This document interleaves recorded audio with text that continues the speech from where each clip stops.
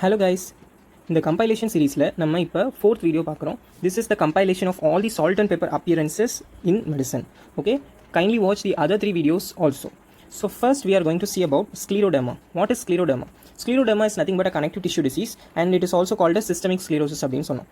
So sclerodermaல ரெண்டு type இருக்குது. That is called as limited cutaneous type and another type is called as the systemic type or systemic sclerosis. What is sclerosis? Sclerosis abdina we can say thickening. Okay, so thickening. So what is the nature of the skin over here? Nature of the skin is called as hide bound skin.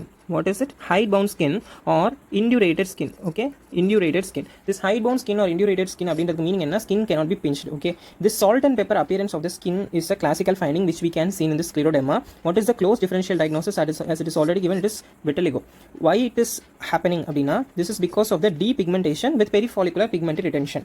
So if there is a follicle surrounding the follicle, the pigment will be retained, but other sides no pigment. Okay, so this area will, so if we see these are all follicles and surrounding the follicle we will have, see this is a follicle from which hair is arising, and surrounding the follicle we can see pigmentary retention, but apart from the follicle, perifollicular region, other regions are going to show depigmentation. So this is a classical finding which we see in scleroderma. Next is small cell lung cancer. What is small cell lung cancer? Small cell cancer or oat cell cancer of the lung. It is very important to know this. We can see this salt and pepper type of chromatin which is present in this. So these nuclear feature, this nuclear feature is very important to know because the salt and pepper chromatin is seen in many neuroendocrine tumors. Mainly this is a neuroendocrine tumor. What? Small cell lung cancer is a neuroendocrine tumor. So if it is a neuroendocrine tumor, obviously we are going to see the positivity of all the neuroendocrine markers. For example, if we tested for synaptophysin, chromogranin, it is going to be positive. Okay, and very important question which is tested in small cell lung cancer all the time is it is going to show azopardi effect.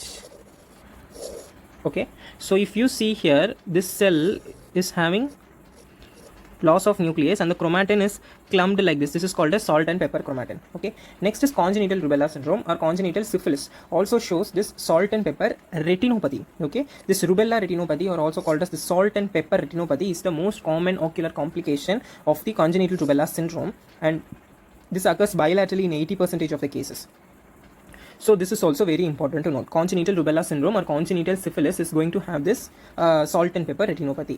Next is hyperthyroidism. If we take this is a lateral x-ray of the calvarium which we are seeing over here. So hyperparathyroidism, main hyperparathyroidism may be it primary, secondary, any type. In that what there will be parathyroid hormone level will be very high. So what parathyroid hormone does is trabecular bone resorption வந்து அது promote பண்ணும், and there will be loss of spongiosum and there will be fibrous replacement. This will be manifested over here as this small lesions. Okay, because of fibrosis of the between the trabeculae. So this is called as salt and pepper appearance of the calvarium, which is very well appreciated in the lateral x-ray of the calvarium. Okay, so this patient had apparently this patient had CKD. CKD is going to lead to secondary hyperparathyroidism. Okay, so that is why. Next is this carotid body paraganglioma or simply said as glomus tumor or carotid body tumor. This carotid body tumor in MRI, it will show this salt and pepper.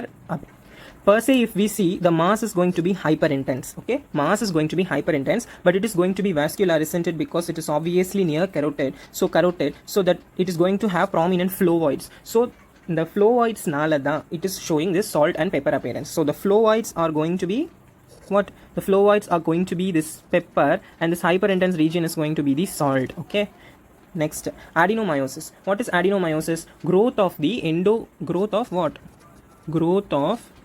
endometrial glands in the myometrium.